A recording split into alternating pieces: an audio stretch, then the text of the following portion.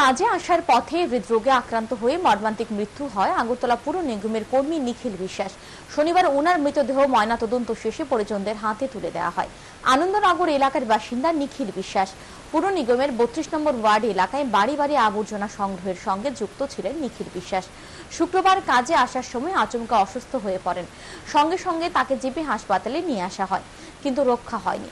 মারা যান পুর নিগমের এই কর্মী। শনিবার জীবিতে তার ময়নাতদন্ত হয়। তার পরিবারকে সরকারিভাবে সাহায্য করার আবেদন মুখ্যমন্ত্রী ও মেয়রের কাছে রাখেন মৃতের সহকর্মীরা।